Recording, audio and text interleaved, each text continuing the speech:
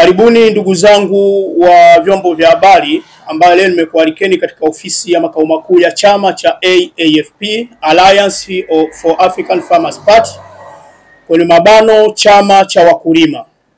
Ndugu zangu waandishi wa habari, kwanza kushoto kwangu nikutambulisheni yupo mwenyekiti wa jukwaa la vijana taifa Mheshimiwa Yusufu Laid Gania, lakini kulia kwangu ninaye mzee wa baraza wa chama cha AAFP maarufu Mzee Nyumba Gani.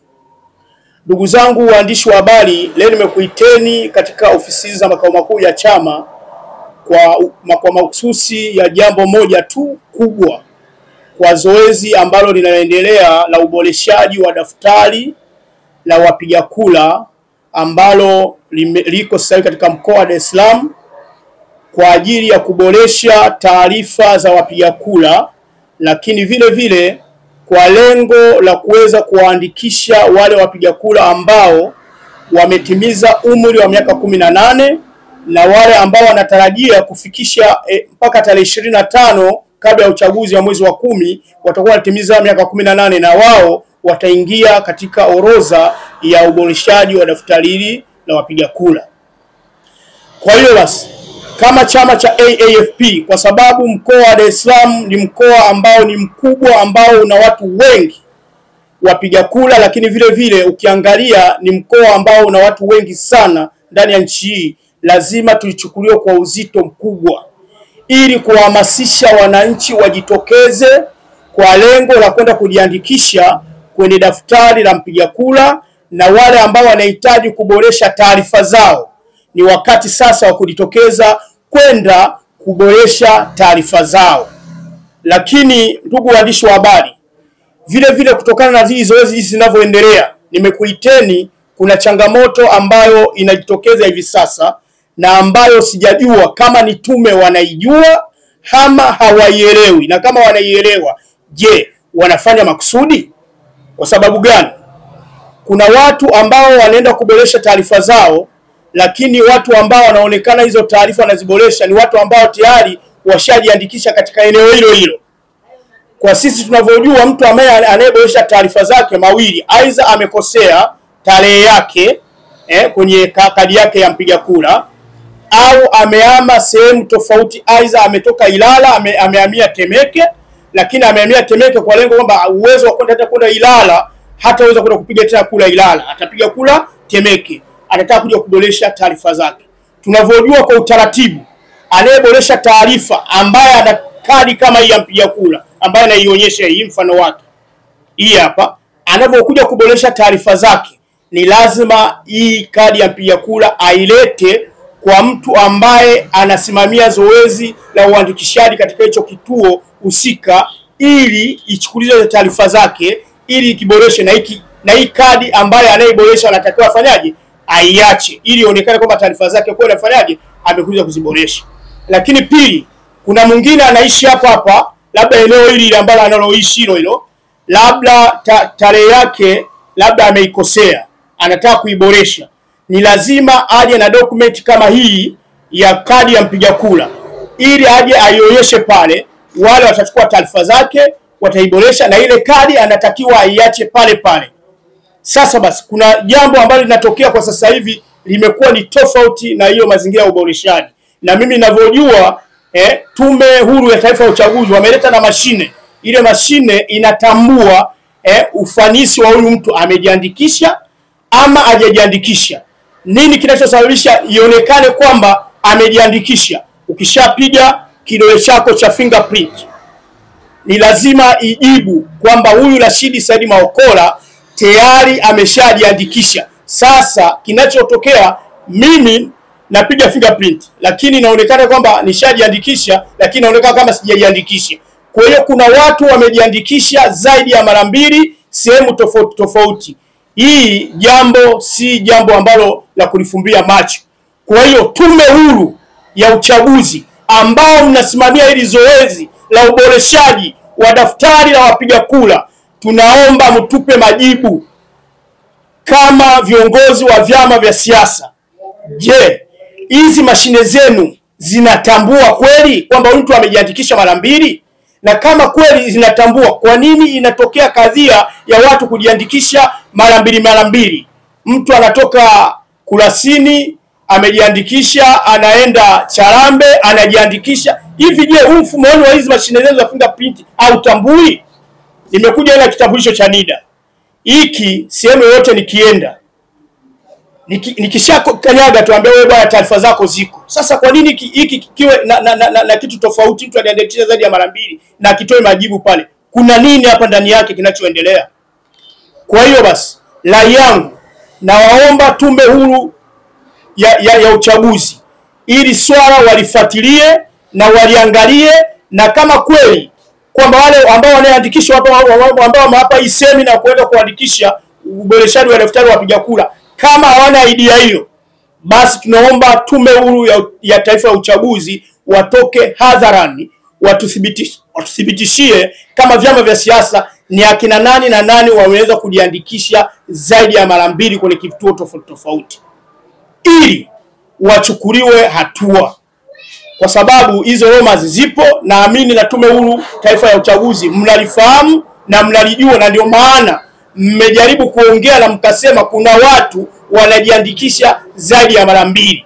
Sasa kama waliandikisha zaidi ya mara 2, yule anayekaa kwenye kituo kile cha uandikishaji hivi angamui alipokwenda kupiga dole gumba fingerprint, angamui akamwambia wewe ushajiandikisha?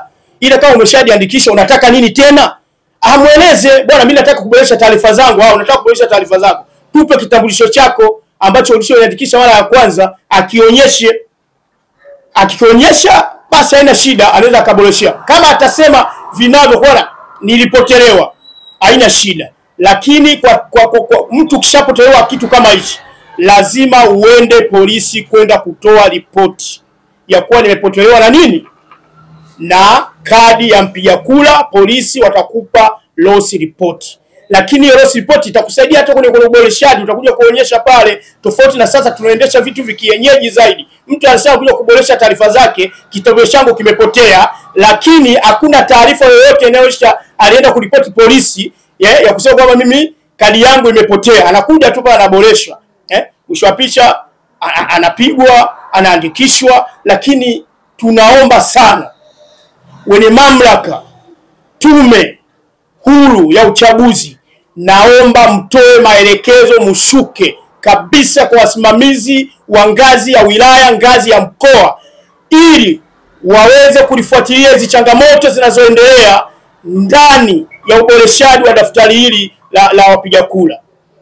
Kwa hiyo basi, mwisho natoa kutoa rai kubwa kuwaomba wananchi wa mkoa wa Dar es Salaam mujitokeze kwa wingi wenu, kwani kitambulisho hiki ndicho kitakusababisha wewe kwenda kufanya maamuzi ya kuweza kumchagua kiongozi utakayemtaka siku ya tarehe 25 mwezi wa 10, ambapo ndipo utakuwa uchaguzi wa kumchagua rais wa Jamhuri ya Muungano wa Tanzania.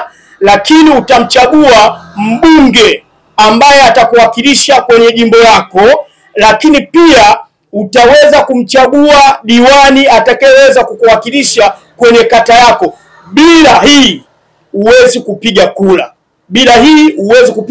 kura. Kwa hiyo tunakuombeni wananchi wote wa mkoa wa Dar es Salaam mujitokeze kwa wingi wenu, muende mkajiandikishe ili mupate hii fursa ya kuchagua kiongozi mtakayemtaka ifikapo siku ya tarehe 25.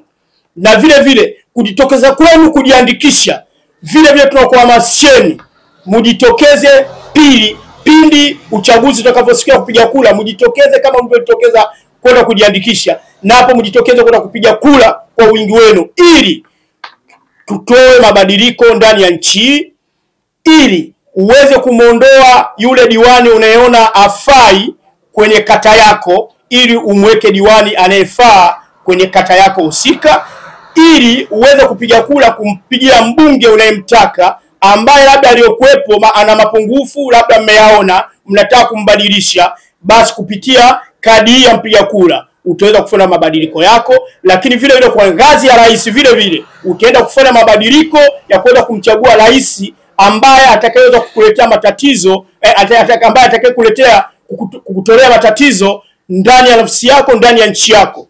Kwa mfano sasa hivi tuangalie tu, kuna mambo sasa kuyaweka sana hapa watu watayakopi, kwa sababu ilani yetu ya chama cha AFP sasa hivi inaandaliwa.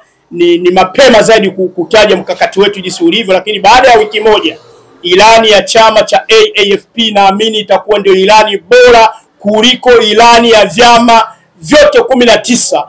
Basi ilani ya AFP itakuwa ni ilani bora, na sitaki kuandika ya mambo ambayo tunajaribu kuyaboresha kwa Watanzania ni nini. Wakitupa ridhaa, basi baada ya wiki moja tutatoa tafsiri na tutatoa maneno na tutatoa ilani yetu inasemaje kwa ajili ya mustakabali wa wananchi wa Tanzania.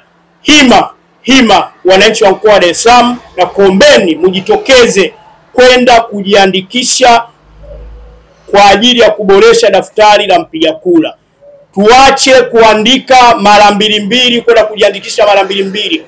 Huo ni ushamba na unajitafutia matatizo mbele ya safari. Ukibainika umejiandikisha zaidi ya mara 2, hatua kali za kisheria zitachukuliwa juu ya yule mtu ambaye amejiandikisha zaidi ya mara 2. Lakini mwisho nalia tena na Tume Huru Taifa ya Uchaguzi, watoke hima mbele, watuhakikishie ili zoezi linavyoenda. Kama hivi inaonekana mkoa wa Dar es Salaam watu wamejiandikisha zaidi ya mara 2, zaidi ya mara 3, vituo tofauti. Je, katika mikoa mingine hii changamoto ikoje?